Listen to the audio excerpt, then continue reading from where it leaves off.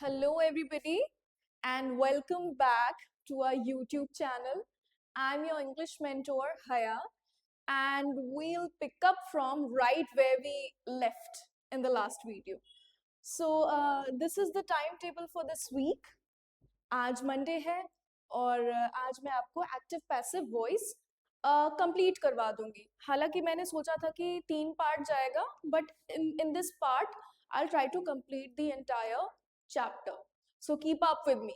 Okay, हमने present perfect continuous तक cover कर लिया था पैसिव वॉइस बनाने का. अच्छा, आप ये देख रहे होगे कि मैं टेंस के अकॉर्डिंग पैसिव करना सिखा रही हूँ आपको, है ना. तो सबसे पहली चीज जो कि आपको सेंटेंस में पैसिव बनाने से पहले नोटिस करनी है वो टेंस है. ठीक है, टेंस कैसे नोटिस करेंगे आप? फॉर्मूला मैंने दोनों दिया हुआ है. जैसे ये आप देख रहे हैं ना, this is the formula of simple present tense active voice. आपने टेंसेस में जो पढ़ा है वो सारे एक्टिव वॉइसेस हैं. पैसिव वॉइस का फॉर्मूला ये है. तो जैसे ही आपने सेंटेंस में V1 या V5 देखा, आपको ये वाला फॉर्मूला लगाकर पैसिव बनाना है. ठीक उसी तरह प्रेजेंट कंटिन्यूअस का formula is MR plus V4 होता है. अगर ये आपको सेंटेंस में दिख रहा है, इज ईटिंग, वॉज राइटिंग, है ना, अगर ऐसा दिख रहा है तो आप कौन सा फॉर्मूला लगाएंगे? ये वाला, बीइंग लगाकर, is MR plus being plus V3 by agent भी लगता है, जिसने भी वो एक्शन किया है ना. Present perfect tense has, have plus been, ये है आपका पैसिव का फॉर्मूला, ये है आपका एक्टिव का फॉर्मूला. तो please make sure that you memorise all the formulas. इससे पहले जब मैंने टेंस भी 11th एंट्रेंस के लिए पढ़ाया था, you will have it on the video. I specially emphasized on the formulas, right.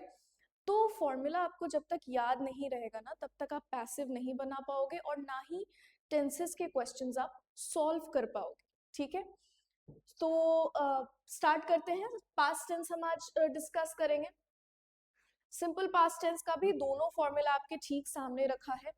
Subject plus V2, ये आपका सिंपल पास्ट टेंस का फॉर्मूला होता है. जब भी आप सिंपल पास्ट टेंस में कुछ भी ऐसा सेंटेंस बनाते हो, आप वर्ब की सेकंड फॉर्म का इस्तेमाल करते हो, वर्ब टू. ठीक है, टोटल कितने होते हैं? टोटल 5 वर्ब के फॉर्म्स होते हैं.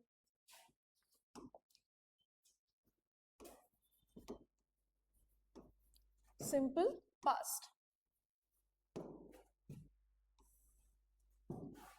तो सब्जेक्ट प्लस वर्ब की second form plus object. Okay, there is something wrong with this.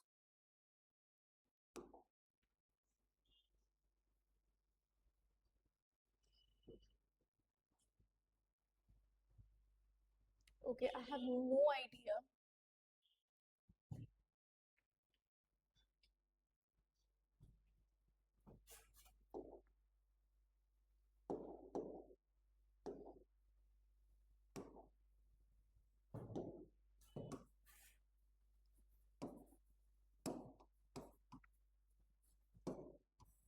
तो सेंटेंस हमें कैसे पता चलेगा सिंपल पास्ट टेंस है? V2 वर्ब की सेकंड फॉर्म. अगर सेंटेंस में V2 अकेला है, अगर एक्शन हो रहा है और वहां पे वर्ब का कौन सा फॉर्म इस्तेमाल हुआ है? V2 इस्तेमाल हुआ है, इसका मतलब वो सेंटेंस सिंपल पास्ट जा रहा है. इसका हमारा पैसिव बनाने का क्या फॉर्मूला है?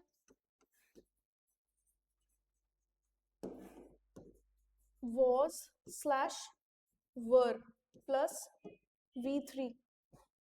ठीक है, सब्जेक्ट ऑब्जेक्ट आपको पता है क्या करना है, सब्जेक्ट पलट जाएगा. तो फॉर एग्जाम्पल अगर मैंने सिंपल पास्ट टेंस का एक सेंटेंस बनाया है, he ate an apple. ठीक है, अब इसका पैसिव क्या बनेगा? An apple. सबसे पहले तो हम ऑब्जेक्ट को सब्जेक्ट बनाएंगे, बिकॉज पैसिव वॉइस में हम क्या करते हैं, हम ऑब्जेक्ट को वो स्पॉटलाइट देने की कोशिश करते हैं. Like if you remember, I told you कि स्पॉटलाइट हट जाता है. एक्शन करने वाले से ज्यादा इम्पोर्टेंस हम किसको देते हैं, प्रोमिनेंट हम किसको बनाते हैं, जिस पर एक्शन हुआ है. ठीक है, तो यहाँ पर एक्शन क्या है? Ate is the action here. Action किया किसने है, ही ने एक्शन किया है, किस पर एक्शन किया है, एप्पल पर, है ना, खाने का एक्शन एप्पल पर हुआ है। तो हमें अब इसको इम्पोर्टेंट बनाना है, हमें इसको सब्जेक्ट बनाना है, तो हम क्या करेंगे, एन एप्पल सबसे पहले लिखेंगे, ठीक है।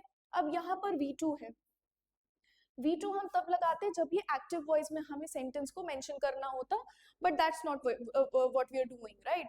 हमें पैसिव करना है, तो हम क्या करेंगे, ये वाला फॉर्मूला इस पर पुट करेंगे, ठीक है। एन एप्पल सबसे पहले यहाँ पर देखो वॉज है, वर है।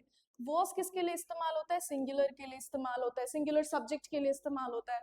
वर किसके लिए इस्तेमाल होता है, प्लूरल सब्जेक्ट के लिए इस्तेमाल होता है। तो क्या हो जाएगा, एन एप्पल वॉज, एक एप्पल है ना, वॉज, ठीक है। V3 करना है, ये V2 है। ईट का V3 क्या होता है, ईट के पांचों फॉर्म्स क्या हैं, ईट, एट, ईटन, ईटिंग, ईट्स, ठीक है। तो हमें V3 चाहिए, हम यहाँ पे क्या करेंगे, ईटन लगाएंगे, ईटन। अब किसने किया था, ही ने ये एक्शन किया था, ठीक है। तो हम क्या लगाएंगे, बाय हिम। हालांकि इफ यू रिमेंबर, ये आपका कंप्लीट हो गया, the sentence is completed, but also remember that when there is a vague subject, ठीक है, जैसे कि अगर हम ही का इस्तेमाल कर रहे हैं ना, तो he is a vague subject, ये एक इनडेफिनिट प्रोनाउन है, हम ही की बात तो कर रहे हैं, बट हमें नहीं पता कि वो ही कौन है। तो मोस्ट ऑफ द टाइम इस तरह के जो सब्जेक्ट्स होते हैं, समवन होता है, समबडी होता है, दे होता है, ही होता है, शी होता है, हम क्या करते हैं, इनको हटा देते हैं, बिकॉज हमारा मेन फोकस किस पर है, एप्पल पर है। तो आप देखोगे बाज दफा ये सेंटेंस इस तरह से भी लिखा हुआ यहाँ तक आएगा, एन एप्पल वॉज ईटन, ये भी पैसिव है और इतना काफी है, स्पेशली जब आपका सब्जेक्ट कुछ खास इंपॉर्टेंस होल्ड नहीं करता है ना। ही जो है कुछ खास इंपॉर्टेंस होल्ड नहीं करता है, लेकिन यही अगर मैंने नाम लिख दिया होता, प्रॉपर नाउन होता, तो फिर उसको हम नहीं हटा सकते। But when there is a vague pronoun, when there is an indefinite subject, we tend to remove it, okay. तो ये इस तरह से जो बनाया था मैंने पूरा, वो भी सही है और ये वाला भी सही है। तो अगर एमसीक्यू में आपका एक सेंटेंस यहाँ से यहाँ तक आ रहा है, एक सेंटेंस आपका एक ऑप्शन में यहाँ से यहाँ तक लिखा हुआ है, एन एप्पल वॉज ईटन, है ना, और एक में आपका ये पूरा है, an apple was eaten by him, तो आप क्या करेंगे, you will go with an apple was eaten बस, ठीक है। क्योंकि ये जो है ना, this sentence is more appropriate. हालांकि दूसरा भी सही है, बट दूसरा कब सही होगा, जब ये पहला वाला ऑप्शन सॉरी आपके पास नहीं होगा, है ना। अगर आपके पास ऑप्शन में नहीं दिया हुआ एन एप्पल वाज ईटन, तो आप an apple was eaten by him choose कर सकते हैं, ठीक है। नेक्स्ट नेक्स्ट क्या है हमारा, पास्ट कंटिन्यूअस,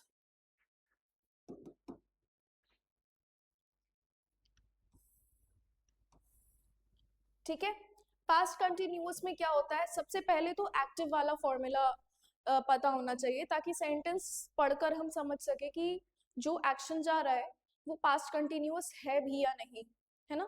तो क्या है इसका formula, was slash were plus V4, verb की फोर्थ फॉर्म यानी कि ING फॉर्म, ठीक है। क्या हो जाएगा इसका sentence, he was eating an apple. Always remember, passive voice बनाने के लिए हमें सेंटेंस में ऑब्जेक्ट की बहुत जरूरत है। If we do not have the object, हम प्रोमिनेंट किसको बनाएंगे, है ना। तो एक्शन के बाद ऑब्जेक्ट का आना बहुत जरूरी है, ठीक है। He was eating an apple आपका एक एक्टिव सेंटेंस हो गया। अब इसका पैसिव का क्या फॉर्मूला है, बस बीइंग लग जाता है, वर्ब प्लस बीइंग लगता है यहाँ पे, ING बीइंग, और इसके साथ जो मेन वर्ब है V3। ऑलवेज रिमेंबर, इस बात को रट लेना कि पैसिव वॉइस में जो हमारा मेन वर्ब होता है वो हमेशा थर्ड फॉर्म में होता है। आप सारे टेंसेस में कंपेयर कर लेना, सब में आप मेन वर्ब देखोगे V3 V3 V3, चेंजेस कहाँ पे हो रहे हैं, ऑक्सिलरी वर्ब्स में हो रहे हैं, ठीक है।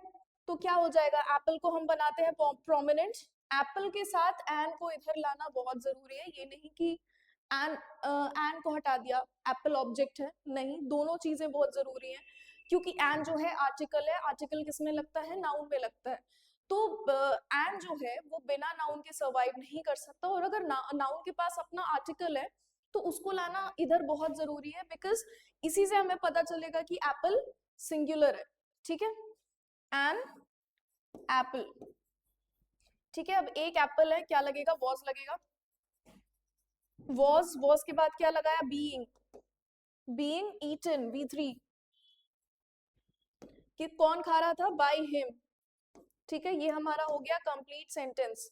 लेकिन अगर बाय हिम हटा दिया गया हो सेंटेंस में से तो बिल्कुल आपको परेशान होने की जरूरत नहीं है, this is also correct, but ज्यादा अप्रोप्रिएट क्या है, बिना इंडेफिनिट प्रोनाउन के, क्योंकि ये एक्टिव एंड पैसिव वॉइसेस का रूल है कि हमें इंपॉर्टेंस किसको देनी होती है, ऑब्जेक्ट को इंपॉर्टेंस देनी होती है, subject does not matter in a sentence, ठीक है। तो अगर सब्जेक्ट को हटाकर एक ऑप्शन मिला हुआ है तो please go with that, okay. Next is past perfect.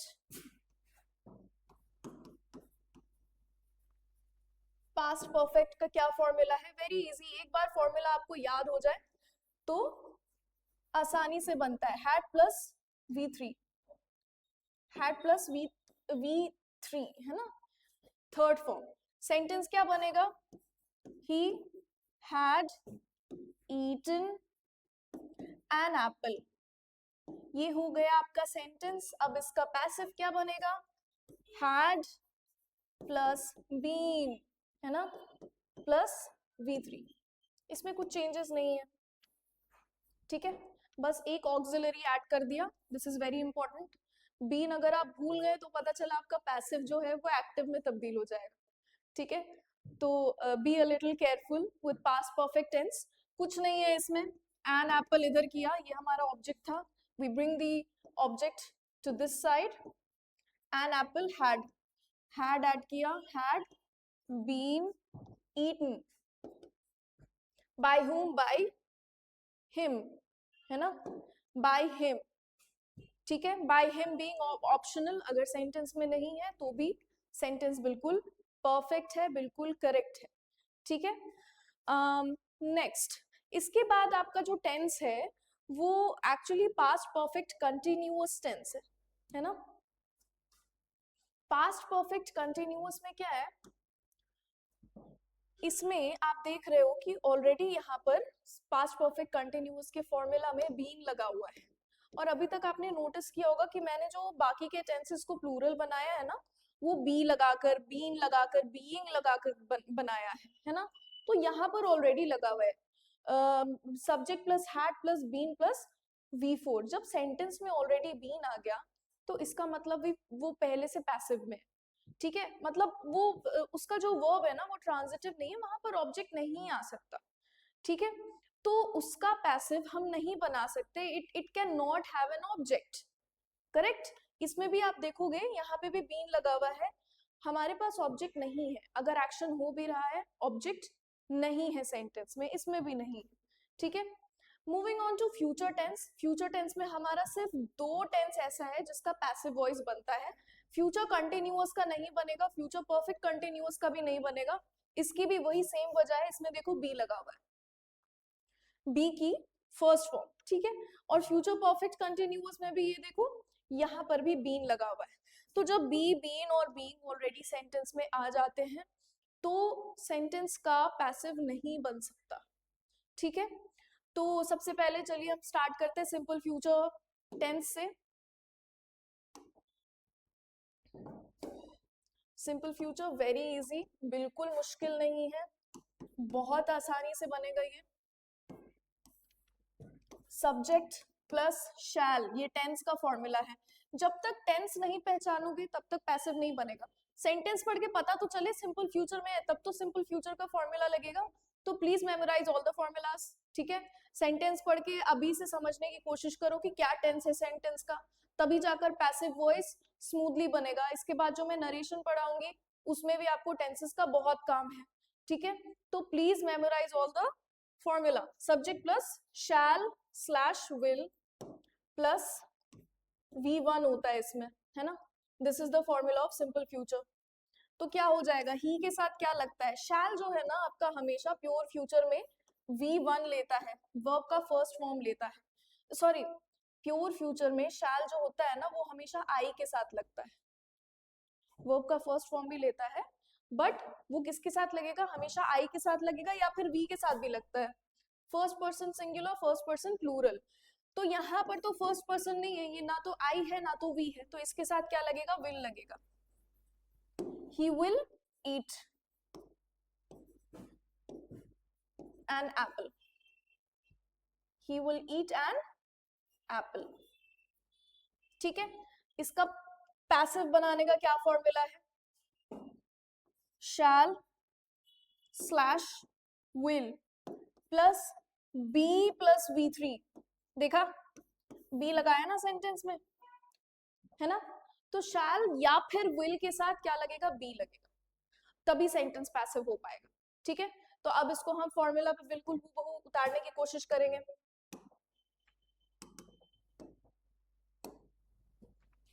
Object इधर, एन एप्पल. ठीक है, ऑब्जेक्ट इधर ले आए हम. अब क्या लगाएंगे हम, शैल लगाएंगे या विल लगाएंगे, ऑफ कोर्स हम विल लगाएंगे, क्योंकि एन एप्पल क्या हो जाता है, an apple is a noun. अब नाउन में ये सब हम वो नहीं देखते हैं, प्रोनाउन वाले रूल्स नहीं देखते हैं. नाउन में हमें बस सिंगुलर प्लूरल से मतलब है. ठीक है. तो एन एप्पल के साथ क्या लगेगा, विल लगेगा. ठीक है. एन एप्पल विल, मिटा रही हूँ इसको थोड़ा सा जगह बनाने के लिए. विल के बाद क्या आ रहा है फॉर्मूला, बी आ रहा है ना. बी के बाद क्या आया, बी ईटन. ठीक है. An apple will be eaten by him. ठीक है. This is how you convert an active voice into passive voice which is already in simple future tense. ठीक है. अब कौन सा वाला फ्यूचर टेंस में टेंस ऐसा है जिसका पैसिव बनेगा, फ्यूचर परफेक्ट बनेगा, फ्यूचर कंटिन्यूअस नहीं बनेगा, फ्यूचर परफेक्ट कंटिन्यूअस भी नहीं बनेगा. क्या बनेगा, फ्यूचर परफेक्ट. फ्यूचर परफेक्ट का क्या फॉर्मूला है,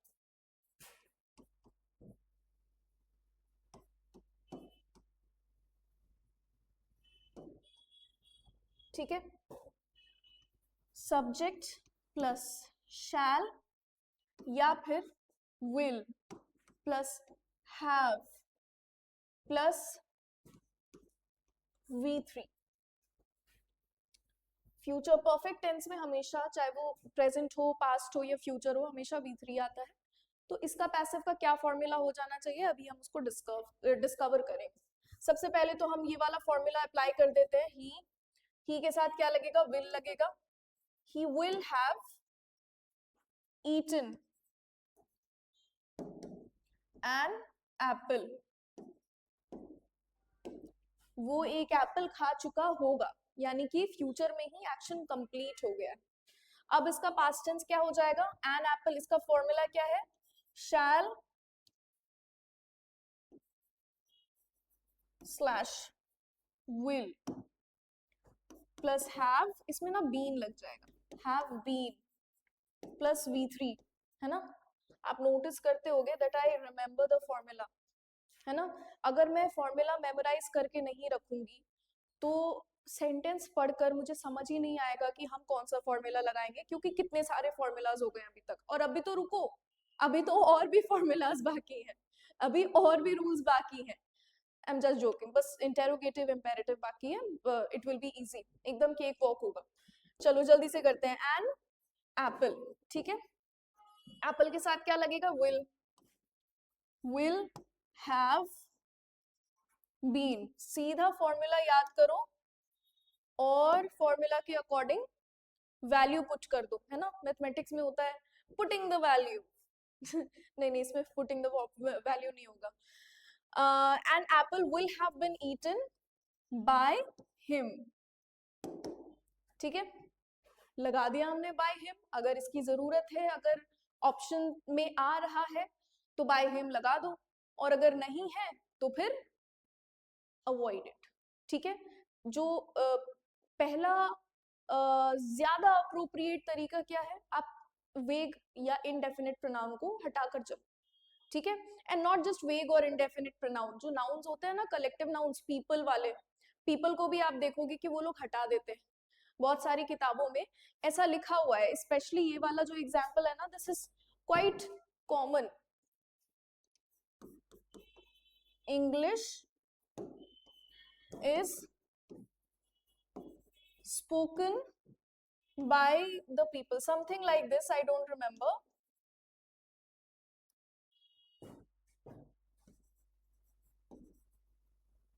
है ना, अब ये वाला क्वेश्चन दे देते हैं, हाँ ऐसा वाला पैसिव दे देते हैं एंड दे नहीं नहीं, इसमें इसमें कुछ हटता है, द पीपल स्पीक इंग्लिश ऐसा करके होता है, द, हाँ ऐसा कुछ होता है, the people speak English,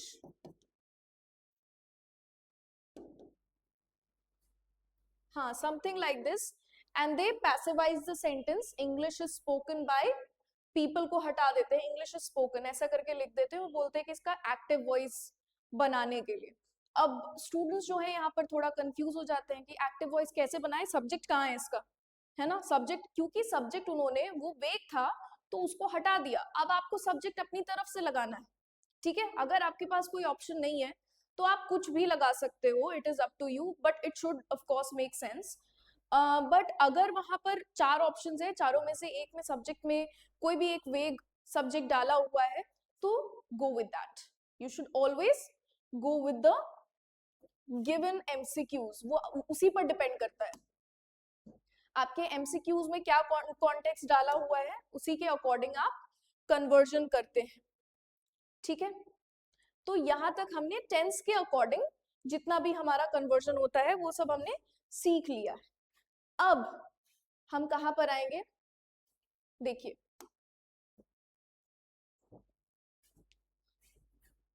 an active voice is used when the agent is to be made prominent, ठीक है, मतलब एक्शन जिसने किया है, एजेंट कौन है हमारा सेंटेंस का, वो जिसने एक्शन किया है, तो जब हमें उस एजेंट को प्रोमिनेंट बनाना होता है तो हम एक्टिव वॉइस में बात करते हैं।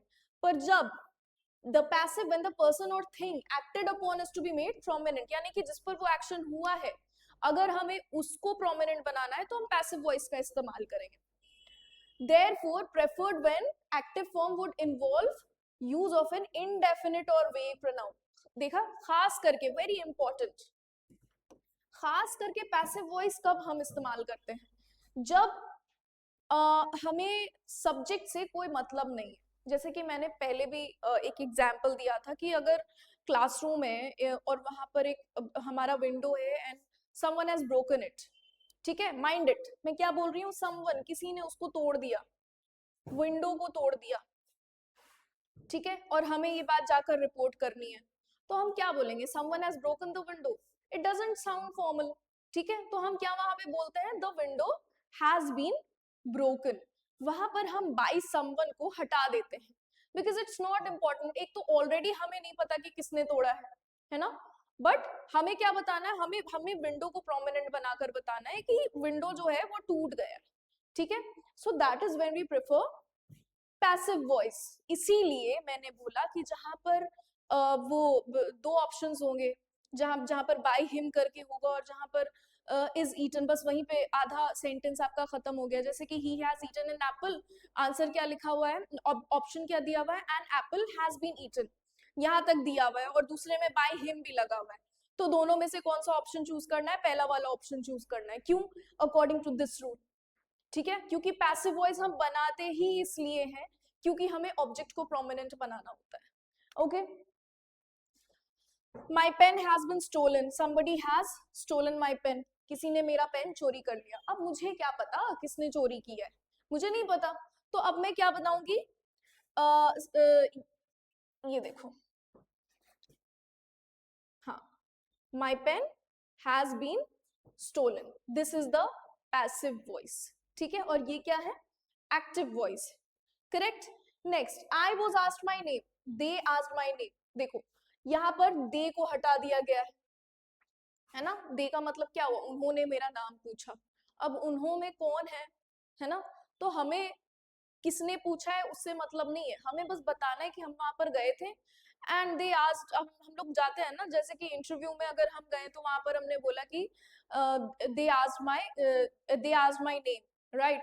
तो आपसे पूछा जाएगा कि किसने पूछा ना, you do not know the interviewers in front of you, तो इट इज बेटर टू से I was asked my name, ठीक है, मुझसे मेरा नाम पूछा गया, उन्होंने मुझसे मेरा नाम पूछा गया इज नॉट इम्पोर्टेंट, ठीक है। In such cases, the agent with by is usually avoided. ठीक है, एक्शन कौन कर रहा है, जो एक्शन कर रहा है by him, by them, इसको avoid किया जाता है। When verbs that take both direct and indirect object in active voice are changed to the passive, either object may become subject of the passive verb. अब देखो इसका क्या मतलब है, इसका ये मतलब है कि जब आपके सेंटेंस में दो ऑब्जेक्ट्स आ रहे हैं, मैंने बोला ना सेंटेंस में जब ऑब्जेक्ट होता है तभी हम पैसिव बना सकते हैं, विदाउट ऑब्जेक्ट पैसिव वॉइस बनाना इम्पॉसिबल है, because passive voice is all about an object. तो जाहिर सी बात है कि वर्ब जो है हमारा कभी कभी दो ऑब्जेक्ट ले लेता है, ठीक है, हमेशा एक सिंपल सेंटेंस नहीं होता। अब एक डायरेक्ट ऑब्जेक्ट है, दूसरा इनडायरेक्ट ऑब्जेक्ट है, तो हम प्रोमिनेंट किसको बनाएंगे, आपको लगेगा कि हम डायरेक्ट ऑब्जेक्ट को बनाएंगे, नो, दोनों में से कोई भी ऑब्जेक्ट प्रोमिनेंट बन सकता है। तो जैसे ये लिखा है ना, the guard refuse him admittance, मतलब गार्ड ने क्या किया, उसको अंदर आने से इनकार कर दिया, ठीक है। अब इसका पैसिव क्या बनेगा, इसमें हमारा दो ऑब्जेक्ट है, एक तो एडमिटेंस है, एडमिटेंस इज ऑल्सो नाउन, और ये हमारा ऑब्जेक्ट है। ऑलवेज रिमेंबर हमारा जो ऑब्जेक्ट बनता है वो या तो नाउन बनेगा या फिर प्रोनाउन बनेगा, इसके अलावा और कुछ भी ऑब्जेक्ट नहीं बन सकता, ठीक है। तो एक ऑब्जेक्ट हमारा एडमिटेंस है और दूसरा ऑब्जेक्ट हमारा क्या है, हिम है, ठीक है। तो यहाँ पर देखो इसका रिजल्ट क्या बनता है, एडमिटेंस, सबसे पहले तो यहाँ पे देखो क्या टेंस है, रिफ्यूज, रिफ्यूज क्या है, V2 है ना, V2 कैसे पता चला मुझे, ईडी का फॉर्म है, और ईडी का फॉर्म बिना किसी ऑक्सिलरी वर्ब के, V2 सेंटेंस में अकेला होता है ना, इसीलिए मैंने बेझिझक इस सेंटेंस को क्या माना, सिंपल पास्ट टेंस माना। सिंपल पास्ट टेंस का क्या फॉर्मूला है, was प्लस V3 या फिर were प्लस V3, ठीक है। सबसे पहले देखो एडमिटेंस को हमने प्रोमिनेंट बनाया, was refused to him by the guard, admittance was refused to him by the guard, यहाँ पर माइंडेड him नहीं है एजेंट, गार्ड है एजेंट, इसलिए यहाँ पर by the guard लिखना जरूरी, ठीक है। नेक्स्ट दूसरे वाले में देखो हमारा दूसरा ऑब्जेक्ट क्या था, हिम था ना। अब हिम को हमें सब्जेक्ट अगर बनाना है तो हम क्या करेंगे, इसको हमें प्रोमिनेंट बनाना है, हिम को क्या किया हमने, हिम से ही से स्टार्ट किया, ठीक है। अगर आपको ऑब्जेक्ट हिम है और उसको इम्पोर्टेंट प्रोमिनेंट बनाना है तो उसको हम सब्जेक्ट प्रोनाउन में चेंज करेंगे, तभी वो सब्जेक्ट बन सकता है। ये नहीं कि मी को सेंटेंस की शुरुआत में रख दिया वर्ब के पहले, that is not how it works, है ना। ये मैंने टेंसेस में भी पढ़ाया है कि सब्जेक्ट प्रोनाउन ऑब्जेक्ट प्रोनाउन अलग अलग होते हैं और कैसे कैसे उनका इस्तेमाल होता है। Subject pronoun always comes before the verb and object pronoun always comes after the verb और after a preposition, whatever. He was refused, ठीक है, फॉर्मूला एकदम सही लग गया, was plus V3, admittance by the guard, ठीक है। ये वाला भी बिल्कुल सही है, दोनों ही आउटकम्स बिल्कुल सही है, दोनों पैसिव वॉइसेस बिल्कुल सही है। अब आपके एमसीक्यूज पर डिपेंड करता है कि इन दोनों में से कौन सा ऑप्शन दिया हुआ है, ठीक है। इन दोनों में से कोई भी ऑप्शन होगा बिल्कुल सही होगा, और अगर दोनों आ गए, दोनों ऑप्शंस आ गए तो वो क्वेश्चन गलत होगा और वो डिलीट होना है, ठीक है। अब देखो ये वाली बात जो है ना, ये बहुत कॉमनली मिस्टेकन चीज है कि हमें लगता है कि जब भी हमें बताना है कि एक्शन किसने किया हम बाय लगा देते हैं, ठीक है। बट अगर आपके सेंटेंस में एजेंट ही नहीं है तो बाय लगाकर क्या फायदा, है ना। रिमेंबर दिस, बाय हमेशा एजेंट यानी कि एक्शन करने वाले पे लगता है, ठीक है। पर अगर इंस्ट्रूमेंट हो तो हम क्या लगाते हैं, with लगाते हैं, ठीक है। For example, if I say that I have written the letter with a pen, ठीक है, क्या मतलब है इसका, कि मैंने एक चिट्ठी लिखी है, क्या चीज से लिखी है, पेन से लिखी है, ठीक है। तो यहाँ पर एजेंट कौन हुई, मैं हुई। सेंटेंस देखो,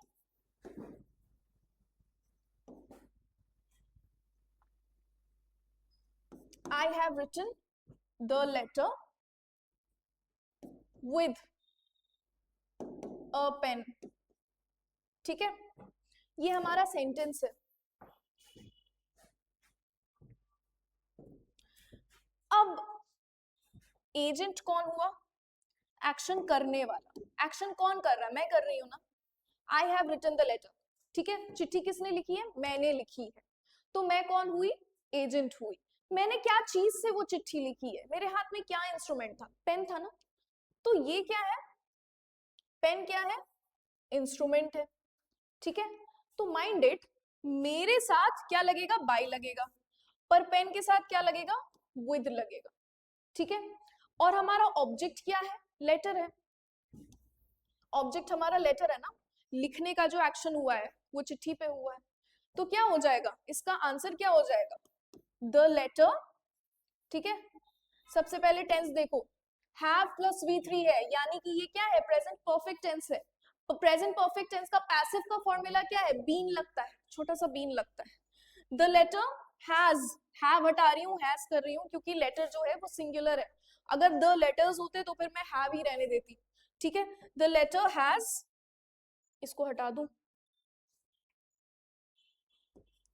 द लेटर हैज बीन, ठीक है। उसके बाद क्या आ गया, written, V3, written by me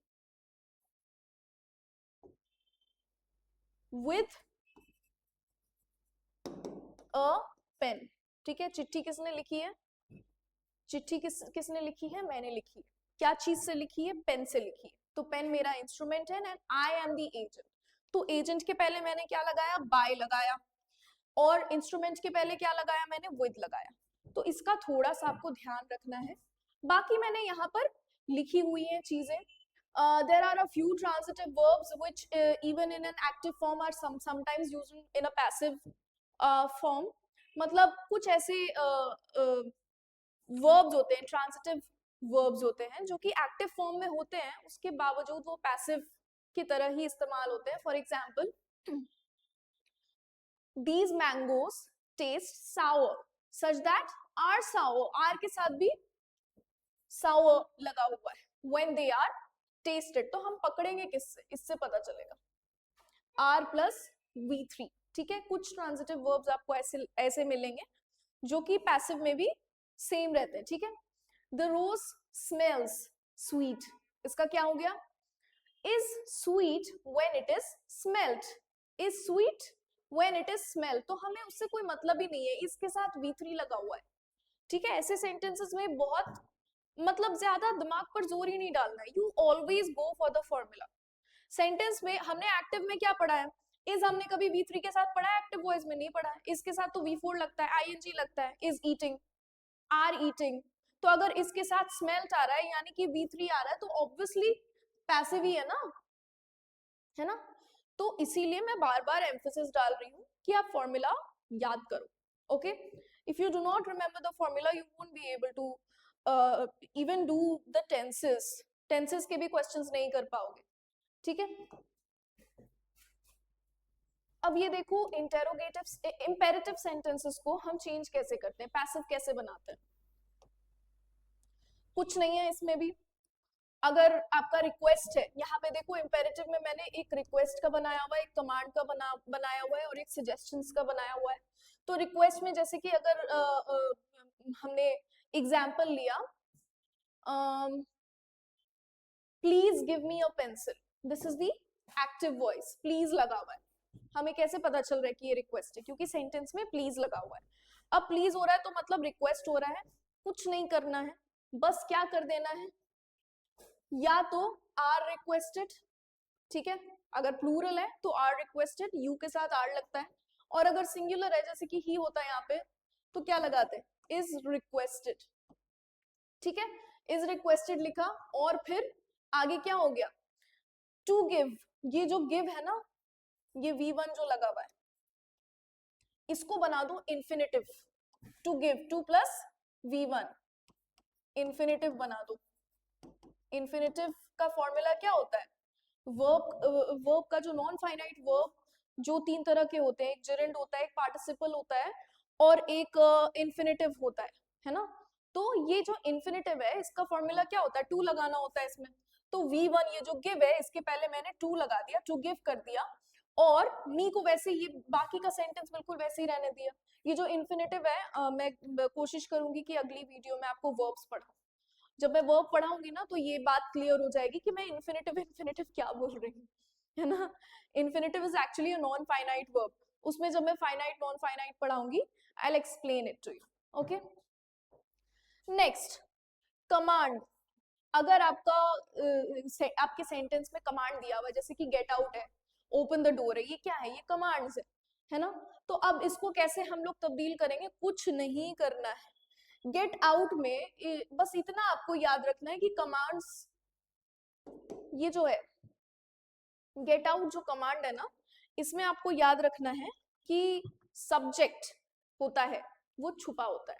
imperative sentences का जो सब्जेक्ट होता है वो हमेशा छुपा होता है। तो इसका सब्जेक्ट क्या है, क्या सब्जेक्ट छुपा हुआ है, यू छुपा हुआ है। ठीक है, बस सब्जेक्ट मिल गया, ऑब्जेक्ट अपने आप बन जाएगा। कैसे बनेगा, लेट लगा के, ये पॉजिटिव वर्ब है ना, लेट, ये जो लेट होता है, मेक होता है, ये सारे क्या है, ये पॉजिटिव वर्ब्स है, ये एक्शन कॉज करते हैं। तो मोस्टली कमांड्स का जो पैसिव हम बनाते हैं लेट लगाकर बनाते हैं। तो लेट किया, यू का जो कि सब्जेक्ट है इसको ऑब्जेक्ट बनाया, लेट योर सेल्फ। ठीक है, लेट योर सेल्फ आउट, खत्म हो गया। नेक्स्ट, ओपन द डोर, हमारा ऑब्जेक्ट क्या है यहाँ पे, ओपन के बाद वर्ब के बाद हमें क्या मिल गया, ऑब्जेक्ट मिल गया है। ठीक है, अब अगर इस सेंटेंस में हमें ऑब्जेक्ट मिल गया है तो उसको प्रोमिनेंट बनाना है। क्या हो जाएगा, लेट द डोर, सबसे पहले लेट के बाद ऑब्जेक्ट डाला, ऑब्जेक्ट बी ओपन। ठीक है, ये बी ओपन कैसे आया, क्योंकि ये देखो ये क्या है, वर्ब का फर्स्ट फॉर्म है। ठीक है, वहां पर हमने क्या किया है, इसको प्लूरल कैसे बनाया है, सॉरी पैसिव कैसे बनाया है, V1 लगाया, बी लगा दिया, यहाँ पे ये देखो बी लगाया और V1 डाल दिया, let the door be open. ठीक है, this is how we passivize the commands. Okay, advices और सजेशंस कैसे होता है, जैसे ओबे योर टीचर है, कुछ नहीं है इसमें, क्या किया है, शुड बी प्लस V1 को V3 में चेंज कर दिया। ठीक है, शुड बी ओबेड। ठीक है, कीप योर वर्ड में योर वर्ड सबसे पहले आ गया, ऑब्जेक्ट यहाँ पर भी योर, ये योर टीचर ऑब्जेक्ट है और यहाँ पर योर वर्ड ऑब्जेक्ट है। सेम पैटर्न फॉलो किया है, शुड बी केप्ट, यानी कि should be obeyed, should be kept, object को सब्जेक्ट की जगह पे डाल दिया, your teacher should be obeyed, your word should be kept, keep को V3 में चेंज कर दिया है। ठीक है, बस ये आपको थोड़ा सा याद कर लेना है, समझ लेना है, उसके बाद it's cake walk for you. Next is interrogative sentence. Interrogative sentence में जो है ना, स्टूडेंट्स थोड़ा सा कहते हैं कि मैम वो जो डू वाले जो इंटेरोगेटिव सेंटेंसेस हैं उनको हम कैसे पैसिव बनाएंगे।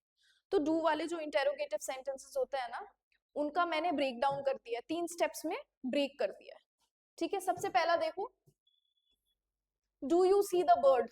ठीक है, do you see the bird में सबसे पहले टेंस पता करो, टेंस क्या है, डू देखो V1 के फॉर्म में है, डू इज V1, सी भी V1 के फॉर्म में, यानी कि सेंटेंस क्या जा रहा है, simple present.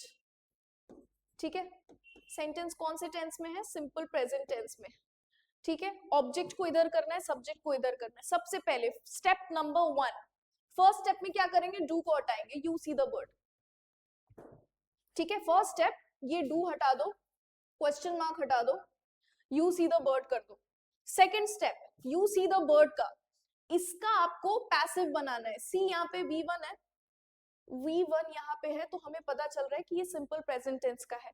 Simple present tense का पैसिव वॉइस क्या है?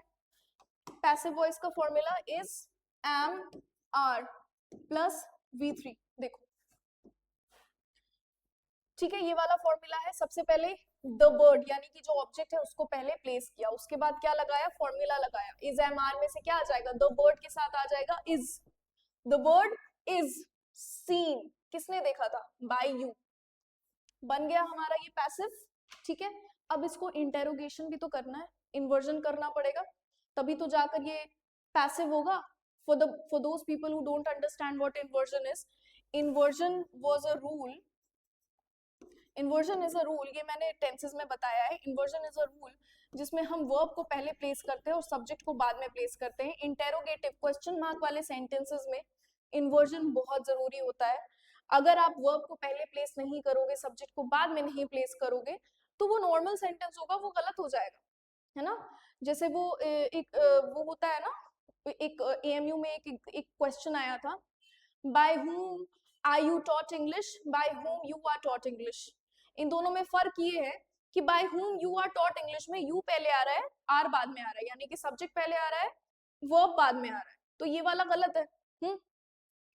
ऊपर वाला जो हमारा, इससे पहले वाला जो ऑप्शन था, by whom are you taught English में आर पहले आ गया, यानी कि वर्ब पहले आ गया, you सब्जेक्ट बाद में आ रहा है, तो वो क्या हो गया? इन्वर्जन हो गया। सो that is the correct option in that. ठीक है, वो सही हो जाएगा वहां पे। ये देखो यहाँ पे मैंने इसको मेंशन भी किया है। ठीक है, तो अब इन्वर्जन इसी सेंटेंस का इन्वर्जन कर देते हैं। टेंसेस में मैंने अच्छे से सिखाया है इन्वर्जन कैसे होता है। क्या करेंगे? इस को क्या करेंगे? पहले प्लेस कर देंगे, इज। ठीक है, वर्ब सबसे पहले आ गया। अब क्या आ गया? बर्ड आ गया। Is the bird seen by you. ठीक है, the bird is seen by you में क्या हो गया? इन्वर्जन कर दिया हमने, वर्ब इधर, सब्जेक्ट उधर। Is the bird seen by you, ये देखो बर्ड क्या है? सब्जेक्ट है। इज क्या है? वर्ब है। वर्ब को सब्जेक्ट की जगह पे किया, सब्जेक्ट को वर्ब की जगह पे किया, इसी को इन्वर्जन बोलते हैं, और तभी क्वेश्चन मार्क आना पॉसिबल होता है। ठीक है, सेकंड, दूसरे टाइप का जो इन्वर्जन होता है वो कैसे होता है? If the interrogative sentence begins with a WH word, अगर WH word से स्टार्ट हो रहा है तो डायरेक्टली उसको चेंज कर दो। डायरेक्टली कैसे चेंज होगा? ये देखो, who taught you English है ना, बस ये लगा दो, by whom लगा दो। ठीक है, by whom, और उसके बाद फिर you को याद रखना बाद में करोगे, verb को पहले। verb is first, subject is later, क्योंकि इंटेरोगेशन है ना, क्वेश्चन मार्क लगाना है। अगर क्वेश्चन मार्क है तो मतलब इन्वर्जन इज मस्ट। तो क्या हो जाएगा? by whom were you taught English। ठीक है, और ये देखो, which book do you want, do क्या है? V1 है, यानी कि सिंपल प्रेजेंट टेंस। तो क्या फॉर्मूला लगा? सिंपल प्रेजेंट टेंस का पैसिव वाला फॉर्मूला लगा, is प्लस V3। क्या हो गया? which book is wanted by you, subject को बाद में कर दिया, है ना। एजेंट जो है, नॉट सब्जेक्ट, वो सब्जेक्ट नहीं है, एजेंट जो है उसको बाद में कर दिया, क्योंकि जो हमारा एजेंट होता है वो लास्ट में आता है। हमारा ऑब्जेक्ट जो है उसको प्रोमिनेंट बनाना होता है पैसिव वॉइस में। तो which book is wanted bye you will be the correct one. ठीक है, कीप अप विद मी, है ना। पैसिव वॉइस का इस्तेमाल हम कब कब करते हैं? This I have mentioned here, when the actor is unimportant, मतलब जो एक्शन किया है वो जब इम्पोर्टेंट नहीं होता है, जैसे कि the experiment was conducted by a team of scientists, है ना। अब टीम ऑफ साइंटिस्ट को अगर हम मेंशन नहीं भी करेंगे तो भी करेक्ट होगा सेंटेंस, क्योंकि हमारा मेन जो इम्पोर्टेंस है हम किसको देंगे? एक्सपेरिमेंट को देंगे। द एक्सपेरिमेंट वाज कंडक्टेड, बस। ठीक है, नेक्स्ट, जब एक्टर पता नहीं होता, जो एक्शन कर रहा है वो अगर हमें पता नहीं है, तब भी हम क्या करते हैं? पैसिव वॉइस का इस्तेमाल करते हैं। The package was delivered yesterday, किसने डिलीवर किया हमें नहीं पता, है ना। मसला ये है कि डिलीवर हो गया है, बस। ठीक है, next, to emphasize the object, जब हमें ऑब्जेक्ट को प्रोमिनेंट बनाना होता है, और एक फॉर्मल टोन, आप देखोगे कि जो भी काम होते हैं ना, ऑफिशियल वर्क होते हैं, वो फॉर्मल टोन बनाने के लिए पैसिव वॉइस में लिखा होता है। आप अगर कभी जैसे कि अगर आपने कुछ बातें लिखी है और आप वो देखोगे चैट जीपीटी को डालकर, चैट जीपीटी में डाल दो और बोलो कि इसको थोड़ा फॉर्मल टोन में कन्वर्ट कर दो, वो आपके सारे सेंटेंसेस पैसिव वॉइस में चेंज कर देगा, ठीक है, क्योंकि पैसिव वॉइस को ही फॉर्मल माना जाता है। नेक्स्ट, ये कुछ एक्सरसाइजेस, कुछ क्वेश्चंस हैं, यू कैन स्क्रीनशॉट देम, आप इसका स्क्रीनशॉट ले सकते हो और प्रैक्टिस कर सकते हो इनको चेंज करने का। Rewrite the following sentences so that the verbs will be in active form, ठीक है। आई होप आपने वो स्क्रीनशॉट ले लिया। ये कुछ और भी हैं, इनका आपको, ये रैंडम वॉइसेस है, मतलब कोई भी एक्टिव है कोई भी पैसिव है, तो एक्टिव अगर क्वेश्चन में मिलता है तो उसको पैसिव में चेंज करना, और अगर पैसिव मिलता है तो एक्टिव में चेंज करना। Okay, please screenshot this, practice, कोशिश करना प्रैक्टिस करने की, and I will see you in the next class. Thank you.